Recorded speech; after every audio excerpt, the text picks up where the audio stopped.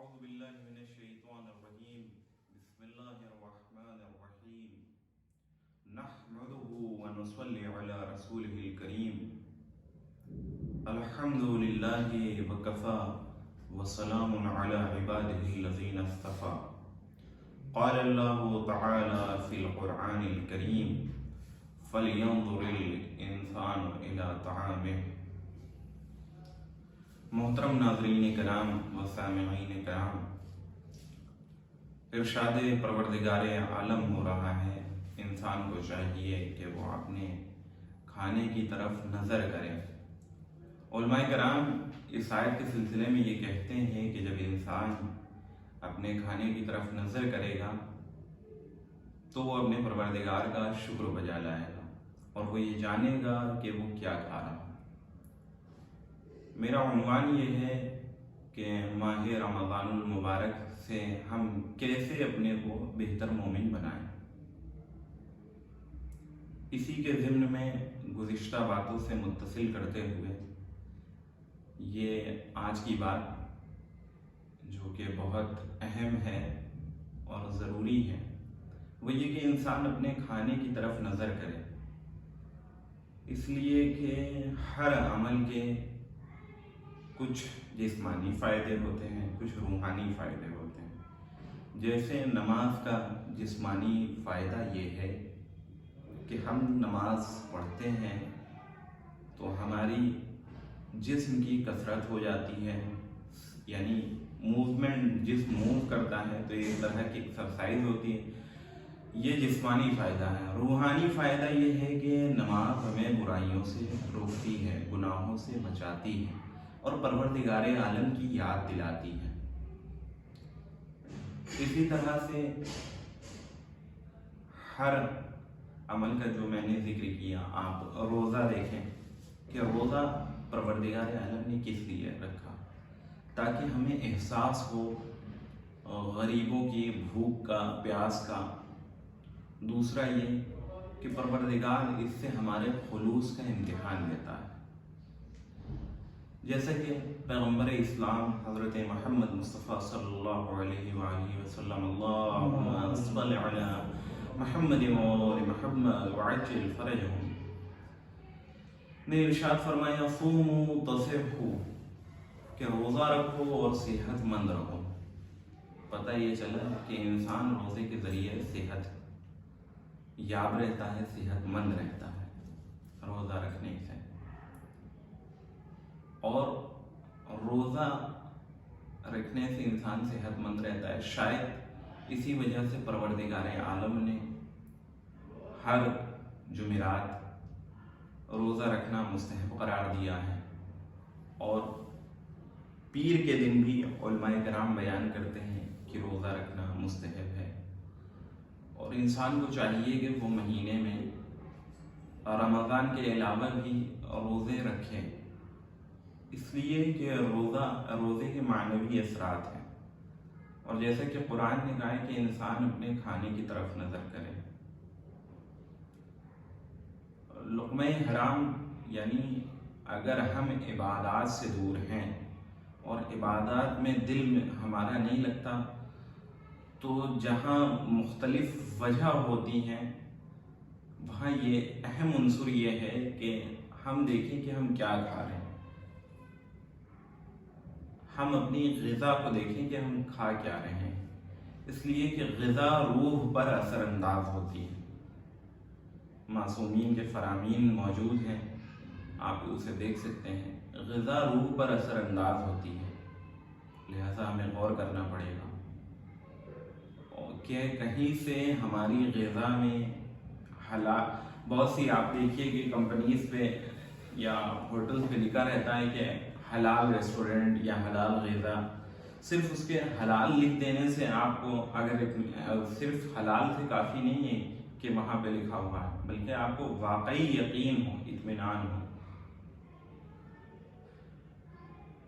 تو اطمینان بہت ضروری ہے، مطمئن رہیں کہ آپ یہ واقعی میں، اس لیے کہ آج کے سماج اور معاشرے میں آپ یہ دیکھ سکتے ہیں کہ یہاں پر حلال لکھا ہوتا ہے، اسی ریسٹورنٹ میں یا اسی ہوٹل میں جو اس کا مالک ہوتا ہے وہ مری ہوئی مرغیاں خرید کر کے ان سے آئٹم بنا دیتا ہے اور لوگ بڑے شوق سے کھا لیتے ہیں. تو تھوڑا ہمیں اس بات کا خیال رکھنا چاہیے. اور معصومین سے یہ مروی ہے کہ جو باہر کی اس طرح کی کھلی غذائیں ہیں، کھلی غذائیں جو بھی شو پیس میں لگی ہوئی ہیں، تو ان پہ سب کی نظر پڑتی ہے، ہر انسان کی، تو اس سے برکت ختم ہو جاتی ہے. یعنی اس چیز میں برکت ختم ہو جاتی ہے، وہ بے برکت رہتی ہے. اور جو لوگ افورڈ اسے نہیں کر سکتے، نہیں پا سکتے، ان کی بھی آنکھ اس پہ رہتی ہے. تو وہ ہمارے لیے مضر صحت بھی ہے، یعنی ہماری صحت کے لیے ضرر بھی ہے.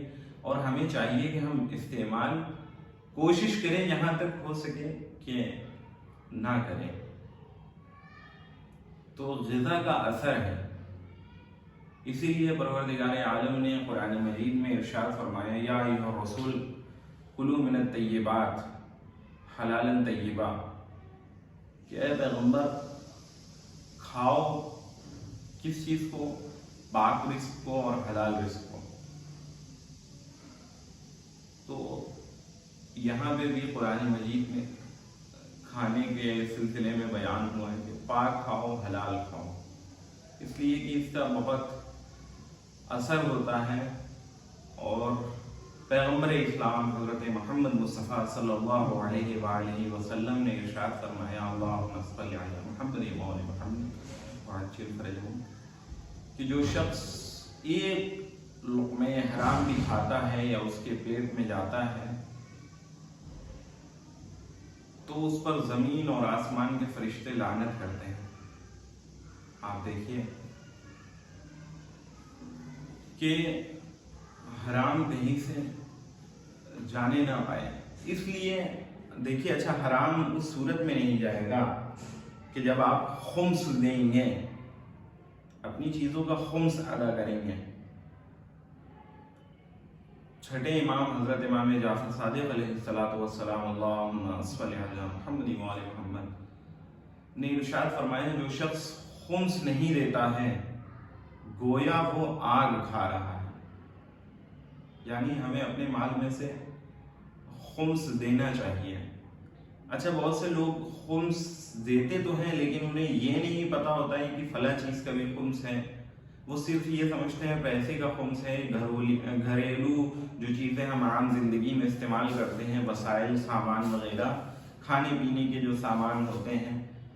آپ تو میں یہ بیان کر دوں، حالانکہ یہ موضوع میں نہیں ہے، صرف ایک اشارتاً ایک بات میں ذکر کر رہا ہوں کہ وہ جو ٹوتھ پیسٹ ہے وہ جو ہم کرتے ہیں اس کا بھی ہم یہ دیکھیں کتنی مقدار میں بچا ہے، اس کو بھی حساب میں لائے شمار کریں، اور اس کا بھی خمس ہے. یعنی ٹوتھ پیسٹ کو تو آپ خمس میں نہیں، لیکن اس کی وہ جتنا بچا ہوا ہے اس کی قیمت کا ایک اندازہ لگائیں کہ یہ کتنا ہوگا. اب دیکھیے تو یہ کہ خمس جس نے نہیں دیا گویا وہ آل محمد کا غاصب ہے. یہ 5ویں امام سے روایت ہے. تو آپ دیکھیے کہ ہمیں خمس بھی دینا چاہیے. اور ہم یہ دیکھیں کہ ہمارے ذریعے کیا ہیں، ذرائع آمدنی. جس جگہ ہم کام کرتے ہیں آیا وہ جگہ بالکل ٹھیک ہے یا وہاں کسی حرام طریقے سے پیسہ آتا ہے، یا ہمارا مال مشکوک تو نہیں ہے. جس طرح سے میں آپ کے سامنے یہ عرض کروں کہ آپ کی اگر چھت کی باؤنڈری نہیں ہوتی تو آپ بچے کو جانے نہیں دیتے ہیں چھت پر کھیلنے کے لیے. کیوں؟ کیونکہ گرنے کا خطرہ لاحق ہے، اسے چوٹ لگ سکتی ہے، وہ گر سکتا ہے. بے نہیں اسی طرح سے مشکوک چیزیں، حرام نہیں، میں ابھی حرام نہیں بتا رہا ہوں، میں مشکوک چیزیں، مشتبہ چیزیں، کہ جو مثلا کسی غیر مسلم کی ہے یا کسی دوسرے کا اس میں حق ہے، یا اس طرح کے اور دوسرے معاملات کی وہ چیزیں جو آپ کے کھانے سے متعلق ہیں مگر مشکوک ہیں، تو مشکوک یہ مقدمہ بن جاتا ہے حرام کا، جسے کہتے ہیں کہ یہ سیڑھی بن جاتا ہے، یہ زینہ بن جاتا ہے. آپ اس بچے کی مانند ہیں کہ اگر آپ بھیجتے ہیں تو وہ گر سکتا ہے چھت سے. اسی طرح سے اگر آپ چھوٹی چھوٹی باتوں کا خیال نہیں کریں گے، شریعت کو نظر میں نہیں رکھیں گے، تو آپ گویا کہ حرام میں مبتلا ہو سکتے ہیں. اسی لیے پروردگار عالم نے ارشاد فرمایا کہ کلوا من الطیبات، کہ پاک چیز کھاؤ. اور پروردگار عالم نے ارشاد یہ فرمایا کہ کلوا واسرفوا ان اللہ یحب المسرفین، کھاؤ اور پیو ولا تسرفوا، اور اسراف نہ کرو. ہمارے سماج اور معاشرے میں آپ یہ دیکھیے کہ اسراف بہت زیادہ ہوتا ہے. ضرورت ہم یعنی کہ 2 روٹی سے ہمارا شکم پر ہو جاتا ہے، مگر یہ کہ ہم 3 لیتے ہیں اور اسے چھوڑ دیتے ہیں، اسے ویسٹ کرتے ہیں. غذا کو آپ ویسٹ نہ کریں. حسب روایات یہ کہتی ہیں کہ انسان کو چاہیے کہ حسب ضرورت، جتنی ضرورت ہو اتنا لے. جس طرح سے حرام چیزوں کے نقصان ہیں. اچھا، اگر آپ حرام مال آپ کے شکم میں کسی بھی ذریعے سے جا رہا تو پھر آپ پہ نصیحت اور جو اسلام کے پیغام ہیں وہ اثر انداز نہیں ہوں گے. جیسا کہ کربلا کے میدان میں امام حسین علیہ السلام نے روز عاشورہ سرکار ابا عبداللہ حسین بر محمد وآل محمد صلوات اللہم صلی علی محمد وآل محمد وعجل فرجہم. آپ تاریخ اٹھا کے دیکھیے تو چند خطبات دیے ہیں، اور اس خطبے میں امام نے نصیحت کی ہے، اپنا تعارف بیان کیا ہوا ہے.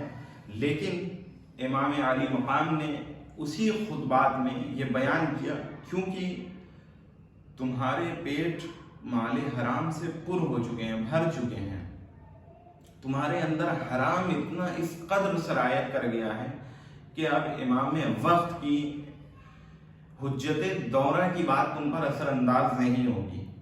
یعنی آپ یہ دیکھیے کہ جب مال حرام سے انسان کا شکم پر ہو جاتا ہے تو اس پر نصیحت اگر امام وقت بھی اپنا کلام پیش کرتا ہے تو وہ اس پر اثر انداز نہیں ہوتا.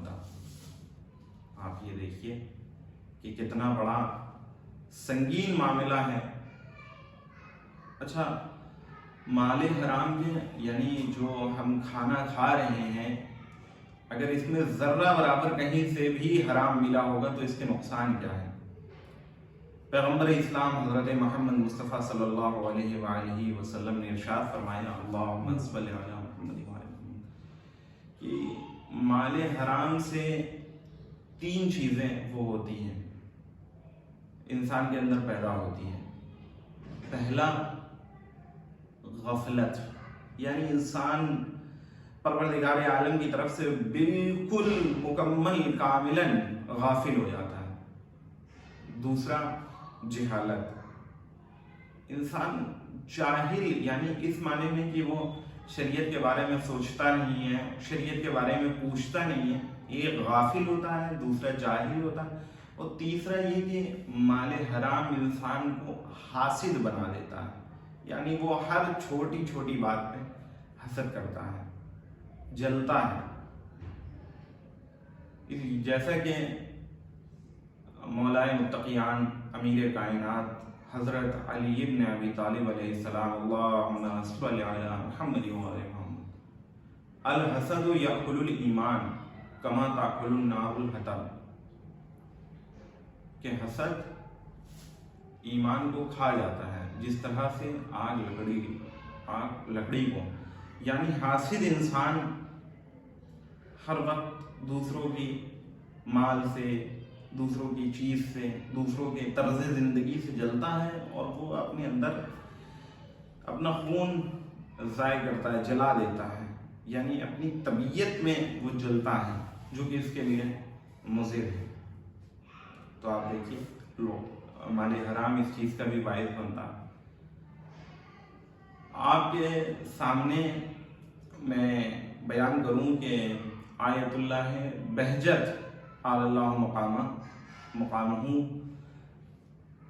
نے ارشاد فرمایا ہے اور وہ بیان کرتے تھے کہ آج کے زمانے میں دیکھیے ان کی بات بہت باریک اور قابل غور، یعنی وہ نقطہ کہ جس کی طرف سے عام حضرات غافل رہتے ہیں وہ بیان کرتے تھے۔ انہوں نے فرمایا آج کے زمانے میں انسان صرف کھانے کے ذائقے کو دیکھتا ہے اور ذائقے مند کھانا پسند کرتا ہے۔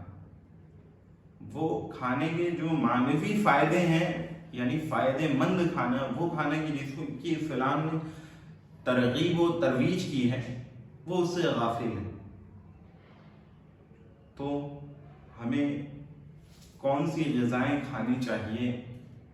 مال حرام تو کھانا ہمارے لیے اصلاً منع بھی ہے اور اس کے روحانی اعتبار سے ہم قوی نہیں ہو سکتے۔ تو ہم کون سی غذائیں استعمال کریں گے جس سے ہماری روح قوی ہو؟ پیغمبر اسلام حضرت محمد مصطفیٰ صلی اللہ علیہ وآلہ وسلم نے یہ ارشاد فرمایا کہ انسان کو چاہیے کہ وہ انار کھائے۔ انار، چونکہ انار کھانے والے کے لیے انار میں ایک دانہ جنت کا ہوتا ہے، ایک دانہ جنت کا ہوتا ہے کہ جو انسان کے دل کو پروردگار کے نور سے منور کر دیتا ہے۔ اس لیے انسان کو چاہیے کہ انار کھائے۔ اور روایت میں یہ ملتا ہے معصومین سے کہ جو شخص ایک دن انار کھاتا ہے تو 40 دن تک اس کا دل خدا کے نور سے روشن رہتا ہے، اور جس نے 2 بار انار کھایا تو 80 دنوں تک، یعنی کہ انار دل کو روشن کرتا ہے۔ انار کا یہ روحانی فائدہ ہے، اور انسان کا جب دل روشن ہوگا تو وہ نصیحت بھی قبول کرے گا اور وہ اجتناب کرے گا خود بخود بری چیزوں سے۔ اس لیے کہ 2 چیزیں انسان کے جسم کے اندر ایسی ہیں کہ جو بہت ہی خاص ہیں، ان کا بہت ہی امپورٹنٹ رول ہے انسان کی زندگی میں، ایک دل اور دماغ۔ اگر یہ دونوں کسی کے سالم ہیں، صحیح و سلامت ہیں اور بہترین ہیں تو انسان سمجھ لیجئے کہ کامیاب ہے، وہ بہترین زندگی جی رہا ہے۔ تو جہاں انار، یہی وجہ ہے کہ تاریخ میں ملتا ہے مولائے متقیان حضرت علی علیہ السلام، اللہم صلی علی محمد و آل محمد، انار جب بھی کھاتے تھے تو وہ کسی کے ساتھ شیئر نہیں کرتے تھے، بلکہ پورا انار وہ کھاتے تھے، اور جو ان کے ساتھ ہوتے تھے لوگ یا اور جو لوگ ہوتے تھے ان کے لیے وہ کچھ الگ انتظام کر دیتے تھے، لیکن تاریخ یہ بتاتی ہے کہ مولا کائنات انار پورا مکمل تناول فرماتے تھے۔ اور پیغمبر اسلام سے یہ پیغمبر اسلام نے ارشاد فرمایا ہے کہ جو شخص انار کھاتا ہے تو 40 دن تک اس سے شیطان غضبناک رہتا ہے۔ آپ دیکھیے کہ انار کی یہ بہترین فائدے ہیں۔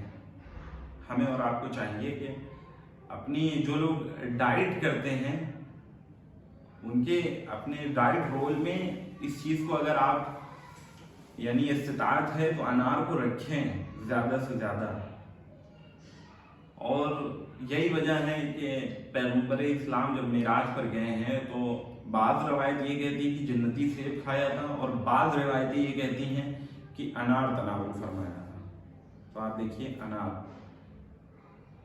اور مولائے متقیان حضرت علی ابن ابی طالب علیہ السلام، اللہم صلی علی محمد و آل محمد وعجل فرجہم، یہ ارشاد فرماتے ہیں کہ وہ بچہ، وہ چھوٹا بچہ کہ جو ابھی بالکل چھوٹا ہے اور وہ آپ یہ چاہتے ہیں کہ وہ جلدی بولنے لگے، گویائی اس کے اندر تھوڑا جلدی آ جائے، تو آپ کو چاہیے کہ آپ اسے انار کھلائیں۔ تو یہ دیکھیے انار کے یہ فائدے ہیں۔ اسی طرح سے ہمیں اور آپ کو یہ چاہیے کہ ہم کشمش سے استفادہ کریں، کشمش کو یوز میں لائیں۔ اس لیے کشمش انسان کے باطن کو پاک و پاکیزہ بنا دیتی ہے۔ آپ دیکھیے اخلاق کی کتابوں کو اٹھا کر کے، تو اس میں یہ لکھا ہے کہ انسان کو کشمش کھانے سے اس کا باطن یعنی اس کا نفس پاکیزہ ہو جاتا ہے۔ اور بعض دعائیں بھی وارد ہوئی ہیں کہ جنہیں پڑھ کے کھانا چاہیے، تو وہ اس لیے نہیں کہ وہ دعا اپنی جگہ مؤثر ہے اور پلس یہ کشمش کا اپنا ایک اثر ہے، تو دونوں معنوی اثرات کے اعتبار سے دونوں بہت قوی ہیں، تو جو انسان کی روحانیت کو قوی بناتی ہیں۔ اسی طرح سے پیغمبر اسلام حضرت محمد مصطفیٰ صلی اللہ علیہ وآلہ وسلم اللہم صلی علی محمد و محمد نے یہ ارشاد فرمایا ہے کہ انسان کو چاہیے کہ وہ سفرجل بہی ایک پھل ہوتا ہے ناشپاتی کی طریقے سے، انسان کو چاہیے کہ وہ کھائے، اور اگر اس کے یہاں اس کے یہاں ولادت ہونے والی ہے تو اپنی زوجہ کو بھی دے، اس لیے کہ اس کے زیادہ سے زیادہ کھانے سے اس کا بہترین فائدہ یہ ہے کہ جو انسان اسے کھائے گا اگر وہ سخی نہیں ہے تو وہ سخی ہو جائے گا، اور شجاع نہیں ہے، بزدل ہے تو وہ بہادر ہو جائے گا۔ تو آپ دیکھیے کہ ہم اسے استعمال میں لائیں، اور آپ علماء کرام کی سیرت کو اٹھا کر کے دیکھیے، ان کی زندگی کو دیکھیے یا ان کے دسترخوان کو دیکھیے، تو وہ اپنے سامنے پھل رکھتے تھے، لقوی چیزیں، بیکار چیزیں، مثلاً صرف اس کا کوئی مقصد نہیں ہے، صرف ذائقے کے لیے ہے کہ آج پوری دنیا میں پیزا، برگر ہر وقت زیادہ سے زیادہ لوگ استفادہ کرتے ہیں، یوز کرتے ہیں، استعمال کرتے ہیں۔ ہمیں وہ چاہیے کہ ہم اسلام کے مطابق پھلوں کو اپنی غذا کی صورت میں استعمال کریں۔ تو پیغمبر نے یہ کہا کہ سفرجل یعنی بہی کا پھل کھاؤ، اس لیے کہ اس سے انسان سخی ہوتا ہے اور بہادر ہوتا ہے۔ تو ہمیں یہ استعمال کرنا چاہیے۔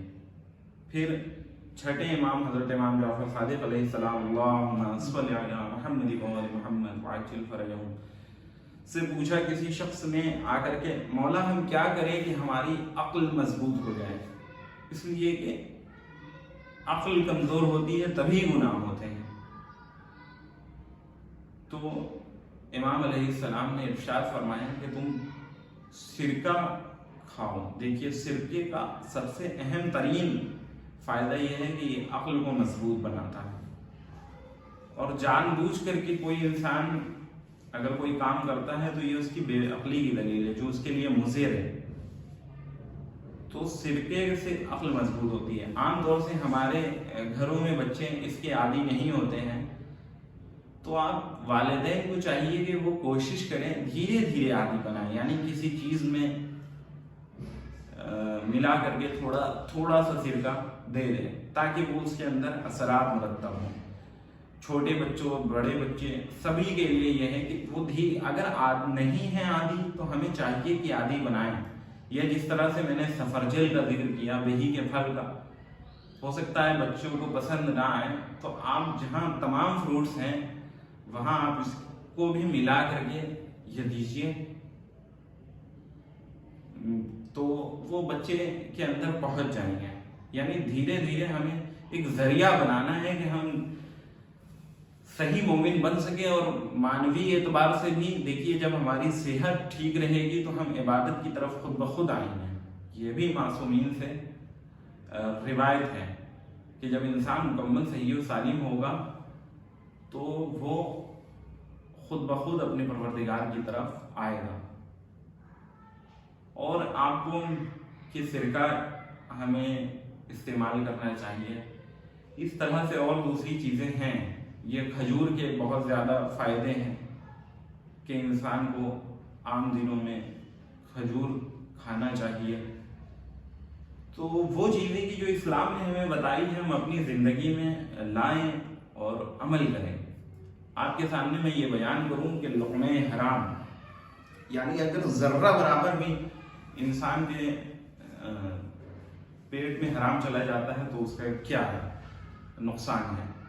آیت اللہ العظمہ دست غیب شیرازی نے اپنی کتاب گناہ کبیرہ کے اندر یہ واقعہ بیان کیا ہے کہ شریک ابن عبداللہ یہ مہدی عباسی ایک بادشاہ گزرا ہے عباسی زمانے کا، ان کے زمانے میں یہ بہت اچھا عالم تھا۔ ایک مرتبہ بادشاہ نے ان کو دعوت نامہ بھیجا کہ ہمارے پاس حاضر۔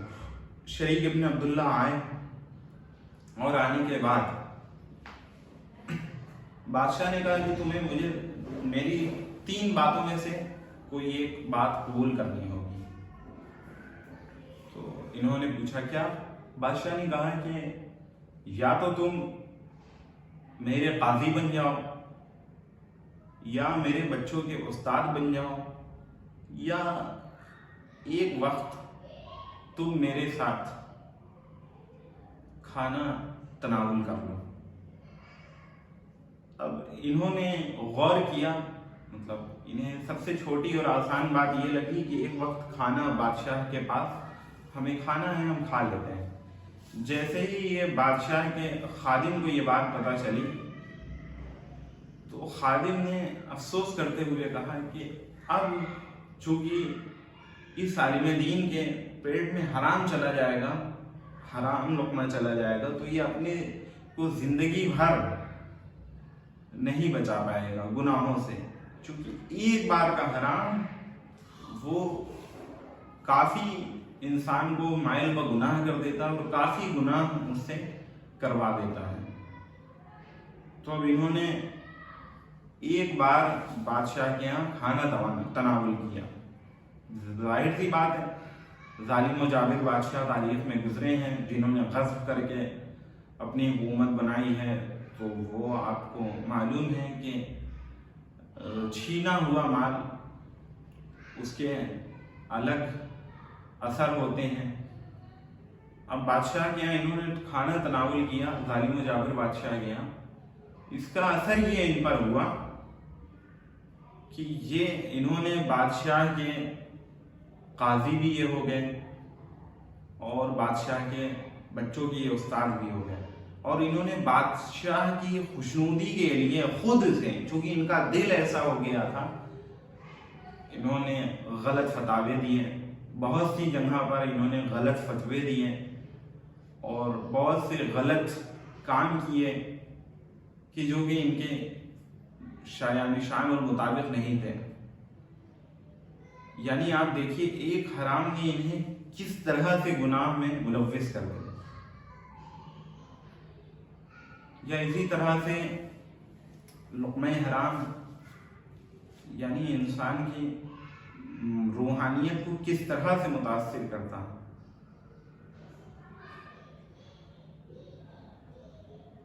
علامہ مجلسی کی جو بہت بزرگ عالم دین ہمارے مکتب تشیعوں میں گزرے ہیں، جنہوں نے بہار الانوار جیسی احادیث کی کتاب کو اور واقعات جس میں ہیں تحریر فرمایا ہے، ان کے والد محمد تقی مجلسی، ان دونوں کی قبر مبارک اصفہان ایران کے شہر میں ہے۔ محمد تقی مجلسی علامہ مجلسی کو اپنے ساتھ جب یہ علامہ مجلسی 4 سال کی عمر کے تھے مسجد لے گئے۔ دیکھیے انسان کس طرح سے اگر ذرا سا بھی حرام ہوتا ہے تو گناہ کر دیتا ہے۔